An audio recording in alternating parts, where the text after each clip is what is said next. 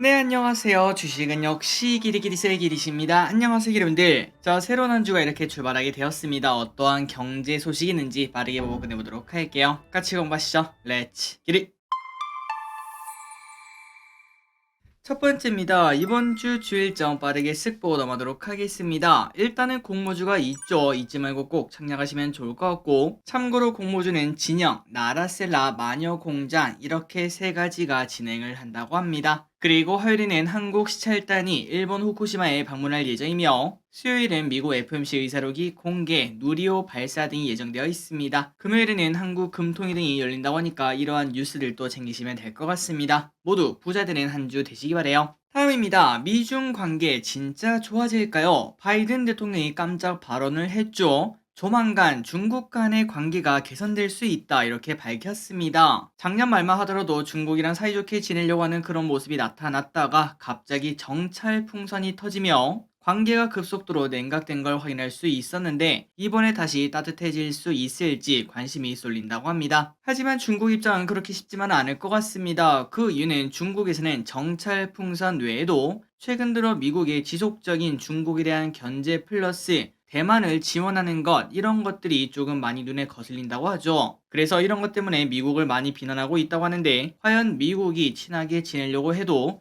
중국이 그거를 받아들여 줄지는 우리가 조금 더 지켜봐야 할 것 같습니다. 어쨌든 우리 입장에서는 중국과 관계가 좋아지면 정말 좋습니다. 우리 관련 주식들 중에서도 뭐 게임주, 화장품주, 그리고 또 뭐 엔터주도 영향을 받을 수 있고 등등등 정말 많은 기업이 중국이랑 관계가 있기 때문에 사이가 좋아진다면 그 기업들의 수혜도 충분히 기대해 볼 수 있겠죠. 계속 지켜보도록 하겠습니다. 그런데 그게 쉽지만 않을 것 같습니다. 바로 이 소식이 연달아 나왔기 때문이죠. 중국, 미국 마이크론 제재에 들어갑니다. 중국도 칼을 뽑은 걸 확인할 수 있고 세계 3위 메모리 기업인 마이크론을 제재를 했다고 합니다. 그 이유, 그러니까 표면적인 이유는 심각한 보안 문제가 발생했다 이렇게 말을 했다고 하지만 아마도 G7이 끝나고 난 다음에 나왔기 때문에 거기에 대한 보복 아니겠는가 이러한 생각이 많더라고요. 그래서 이 소식이 나오자 마이크론 주주들은 불안한 마음을 감출 수가 없다고 합니다. 마이크론의 매출 중 무려 11% 엄청나게 크죠. 4조 원이라는 돈이 중국에서 발생을 하는데 여기에 대한 불안감이 나오니까 오늘 저녁 마이크론 주가가 어떻게 흘러가는지 우리가 볼 필요가 있을 것 같습니다. 자, 그런데 우리가 여기서 생각할 거는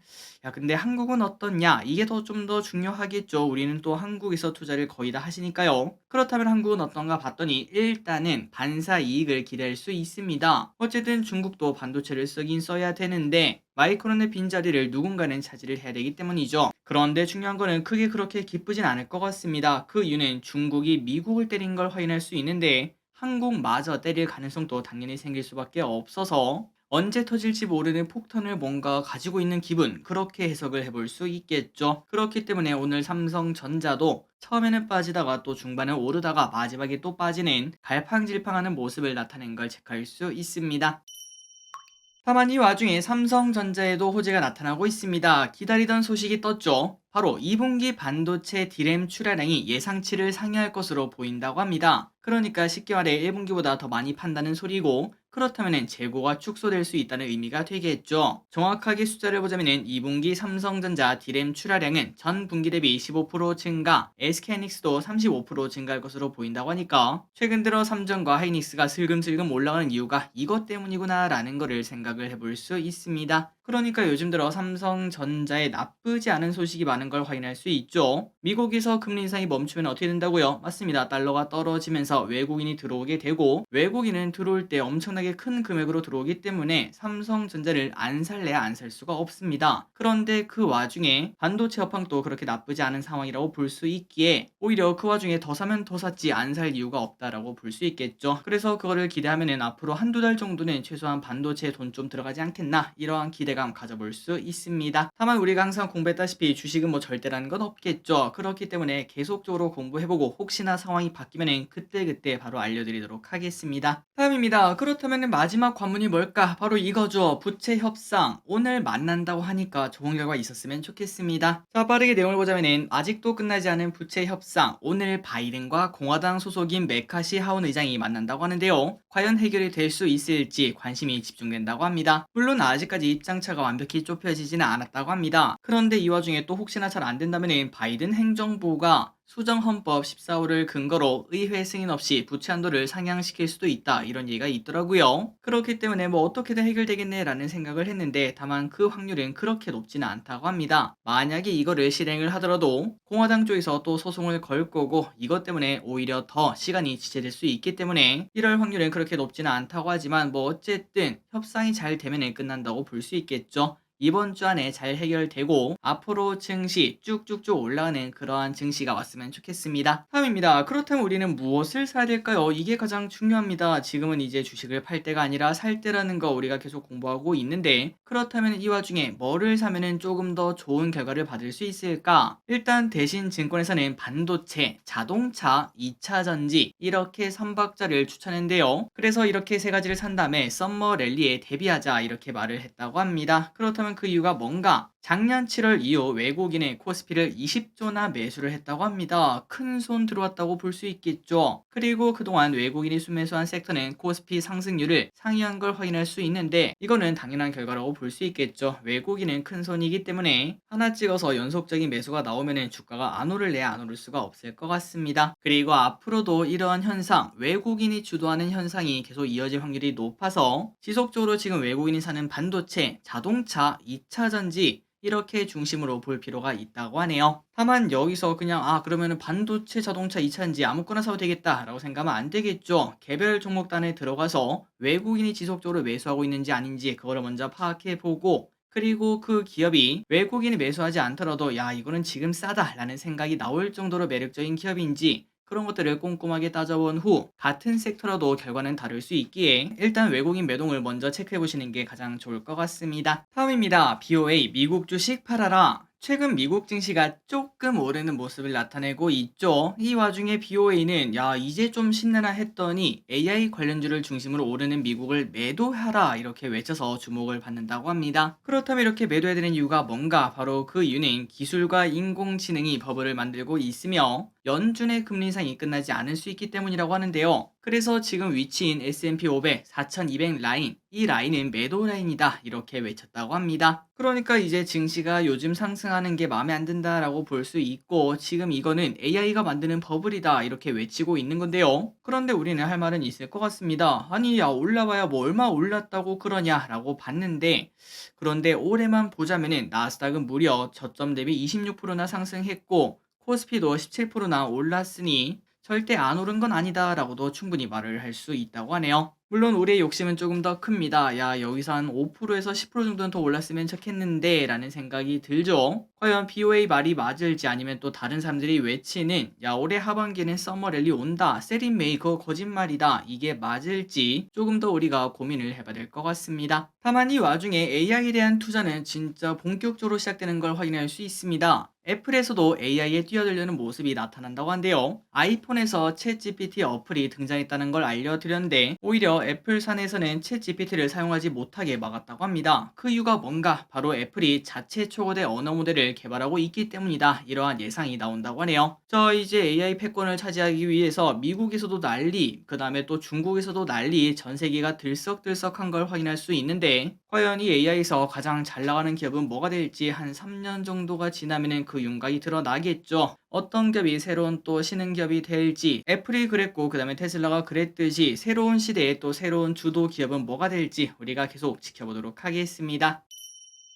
다음입니다. 우리나라 금통이 열립니다. 우리나라 금통위가 25일 날 열리죠. 아마도 동결될 것으로 보인다고 하네요. 그래서 결국 지금의 3.5% 여기서 동결이 된다고 하며 그런데 이 와중에 올해 안에 금리 인하 가능성까지 나온다고 합니다. 이걸 보면 좀 당황스럽긴 하죠. 야 그렇게 빨리 내립니까? 그런데 한 연구원의 이야기에 따르면 올해 4분기에는 인하를 할 것으로 보이며 다만 그때 미국은 금리 인하를 하고 있지 않아서 아마도 눈치를 보면서 미국이 금리 인하 할 때쯤 그때 아마 따라 내리지 않겠나 이런 예상이 나온다고 합니다. 다만 여기서 우리가 생각을 할 거는 경기 침체가 만약에 또 온다면은 금리 인하 시기가 좀 빨라질 수밖에 없겠죠. 과연 연말에 어떤 게 터진다 만다 이런 얘기가 많은데 과연 어떤 게 터질지 우리가 관심 있게 보며 연말은 항상 조심을 해야 될 것 같습니다. 다음입니다. 그런데 이 와중에 일본은 계속 뜨겁습니다. 오늘 또 상승하고 있는 니케이 32년 만에 최고치를 갱신하는 모습을 나타내고 있으며 이러한 환경이 마련되자 일본 투자를 발빠르게 나서는 개인 투자자가 늘어나고 있다고 합니다. 그렇다면 최근 들어 일본 증시가 강한 이유가 뭔가 계속 공부했었죠. 기업들이 양호하다고 하네요. 그리고 엔화 약세의 힘을 받았으며 경기 부양 정책 이 부분도 관심을 받고 있다고 합니다. 또한 워렌 버핏의 투자 소식도 조금은 보태지 않았나라고도 볼 수 있네요. 그렇다면 우리나라 개인 투자자분들 진짜 빠릅니다. 도대체 뭘 공부하나 봤더니 ETF를 제외하고는 종합상사인 마루벤이라는 기업을 가장 많이 투자한다고 합니다. 저기 있으면 마루벤이 처음 들어보는 기업인데 여기에 가장 많이 투자한다고 하며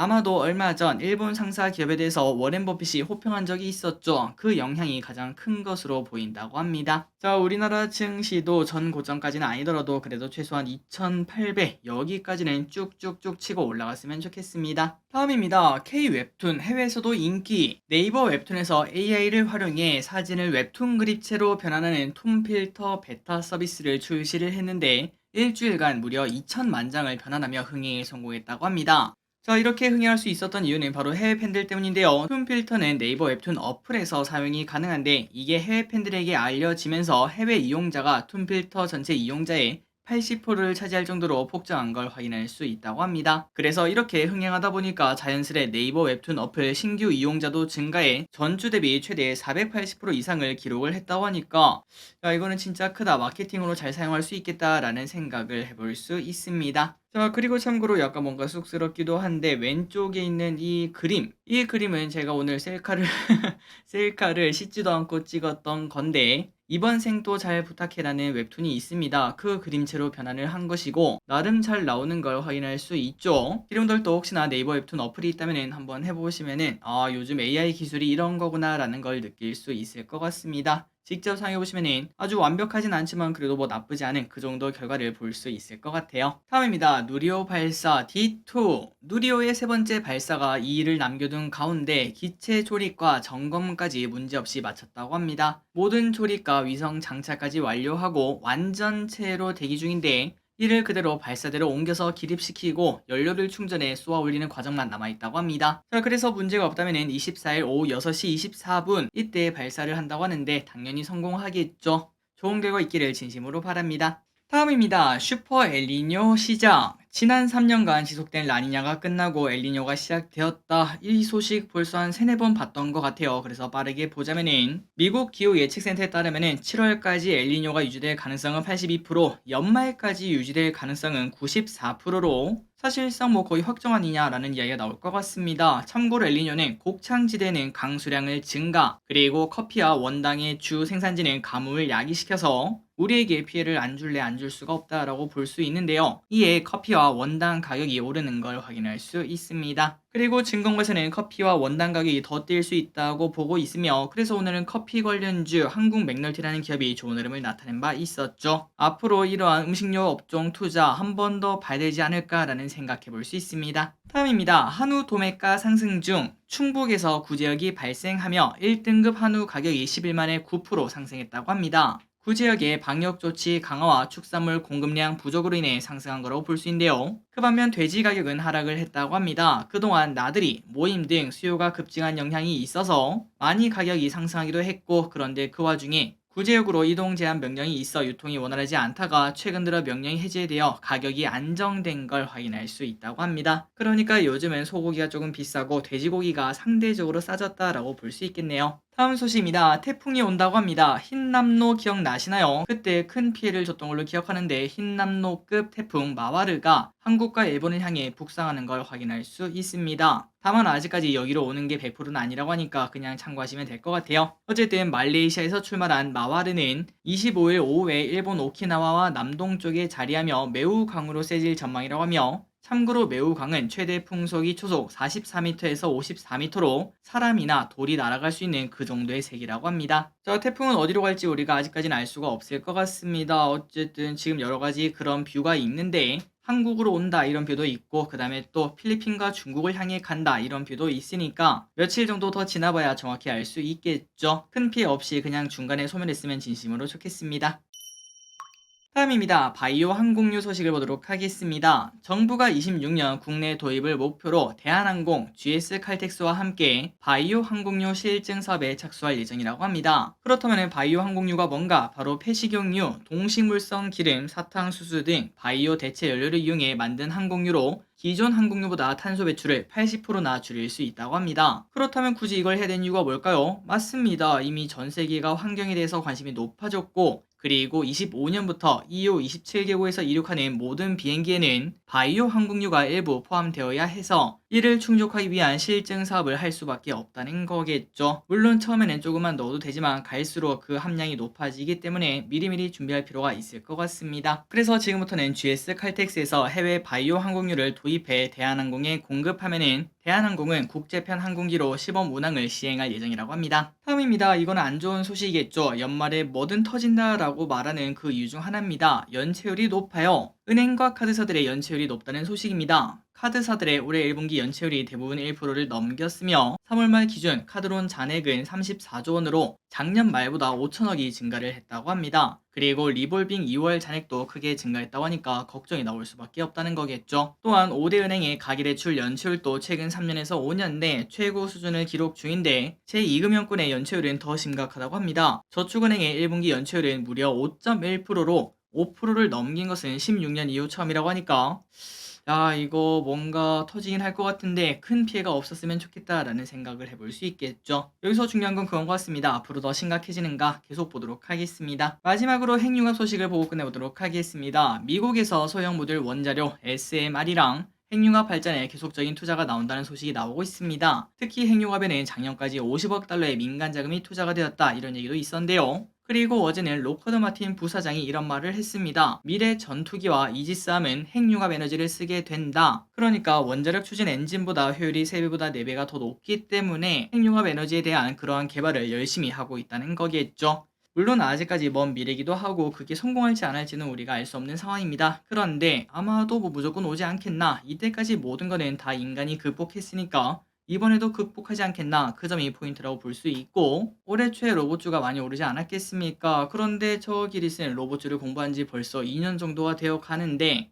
한 1년 정도 기다리고 그 결실을 맺은 것처럼 이번에도 열심히 공부하다 보면은 언젠지는 알 수가 없습니다. 이제 몇 개월 안에 올지 아니면 몇 년 안에 올지. 그런데 미리미리 공부해놓고 관심 종목은 뭐가 있는지, 우리나라 기업뿐만 아니라 해외 기업은 뭐가 있는지 그런 것들을 미리 공부할 필요가 있을 것 같습니다. 그렇다면 아무리 길어봐야 한 2, 3년 내에는 큰 보상을 받지 않을까라고도 볼 수 있겠죠. 지속적으로 여기에 관련된 소식은 보도록 하겠습니다. 자, 오늘의 공부 여기까지 끝났습니다. 항상 이렇게 같이 공부해서 진심으로 감사합니다. 지금까지 길이셨습니다. 빠이요.